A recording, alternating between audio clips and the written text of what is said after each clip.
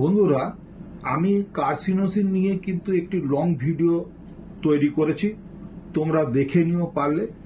তবে ক্যান্সার হলে বা ক্যান্সার পেশেন্ট এলেই যে আমরা কার্সিনোসিন দিয়ে দেবো তা কিন্তু নয়।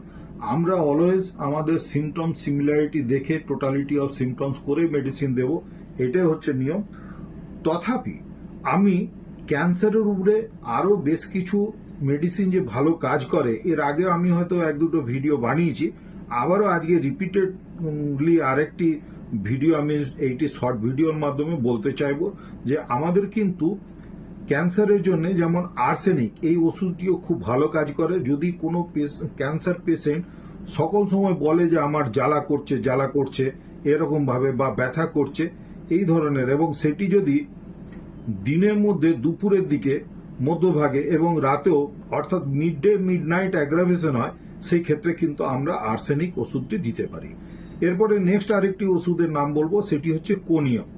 কোনিয়াম ওষুধটি হচ্ছে বিশেষত আজকাল মহিলাদের ব্রেস্টের মধ্যে কিন্তু এই ক্যান্সার হওয়ার প্রকোপটা খুব বেড়ে গেছে। সেই ক্ষেত্রে যদি হার্ড নোডুলার মার্বেলের মতন একটি দেখতে এরকম যদি উপাংশ দেখতে পাওয়া যায়, তাহলে কিন্তু আমরা কোনিয়ামটি মাথায় রেখে পড়াশোনা করে সিমটম সিমিলারিটি দেখে যদি আমরা মনে করি, তাহলে কোনিয়ামটি আমরা দিতে পারি। এরপরে আছে হাইড্রাস্টিস। হাইড্রাস্টিস ওষুধটিও কিন্তু খুবই ভালো ওষুধ।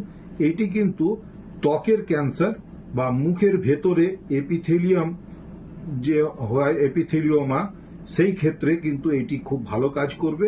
এই ওষুধটি মানে এই দুটি ক্ষেত্রে ত্বকে বা মুখগহ্বরের ভেতরে এপিথেলিওমা যদি হয়, সেই ক্ষেত্রে কিন্তু হাইড্রাস্টিস ওষুধটির কথা আমাদের মাথায় রাখতে হবে।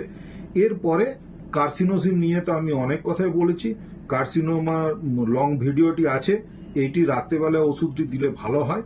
এবং এই ওষুধটি কিন্তু একদম রিপিটেশন হবে না, এইটিকে সপ্তাহে একবার করে দিলে খুব ভালো কাজ হবে।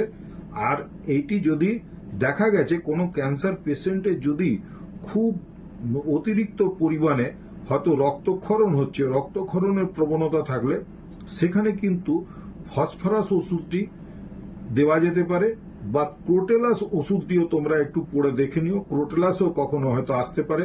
আমি যেহেতু এটি শর্ট ভিডিও করছি, বিস্তারিত আলোচনা করছি না, আমি পরবর্তীকালে কোনো আবার লং ভিডিও বানাবো যদি তোমরা সাথ দাও। এছাড়াও এখানে আরও একটি কথা বলা যেতে পারে যে মাঝে মাঝে কিন্তু এই ক্যান্সার পেশেন্টদেরকে কিন্তু ইচনেসিয়া এবং হাইড্রাস্টিস এই দুটিরই মাদার টিনচার যদি অল্টারনেট করে দেওয়া যায়, তাহলে কিন্তু খুব ভালো রেজাল্ট পাওয়া যেতে পারে। আমি এরকমভাবে অনেক রুগীকে দিয়েছি, দিয়ে ভালো ফল পেয়েছি। অর্থাৎ কেস টেকিং করে সিমটম সিমিলারিটি দেখে কোনো মেডিসিন যেটা সিলেক্টেড রেমেডি হলো সেটা তো দিতেই হবে। তার সঙ্গে আমরা যদি এই মাদার টিনচার ওষুধগুলি একটা বা একের অধিক যদি একটু রিপিট করে দিতে পারি, ইচনেসিয়া, হাইড্রাস্টিস, এগুলো আমাদের দিতে কোনো খুব একটা অসুবিধা নেই। পোটেন্সি একটা মেডিসিনের সঙ্গে আমরা মাদার টিনচার বা বায়োকেমিক তার সাথে দিতে পারি। এটা আমার নিজস্ব ওপিনিয়ন, বিভিন্ন জনের বিভিন্ন রকম ওপিনিয়ন হতে পারে। আমার মতে বলে যে অ্যালোপ্যাথিতে গেলে যদি একসঙ্গে 13টা 14টা 15টা ওষুধ দেওয়া যায়, তা আমাদের এরকম ভাবে একটি potency medicine, well selected medicine যেটা, সেটা দেওয়া হলো। পরবর্তী যে মাদার টিনচার যেমন আলফা আলফা, ইচনেসিয়া, হাইড্রাস্টিস, এগুলো আমরা যদি হেলথ টনিক হিসেবে ভেবেও দিই, আমার মনে হয় রেজাল্ট খুব একটা খারাপ আসে না। আমার নিজস্ব অভিজ্ঞতা, আমি কিন্তু রেজাল্ট ভালো পেয়েছি, তাই আমি এটি তোমাদেরকে জানালাম।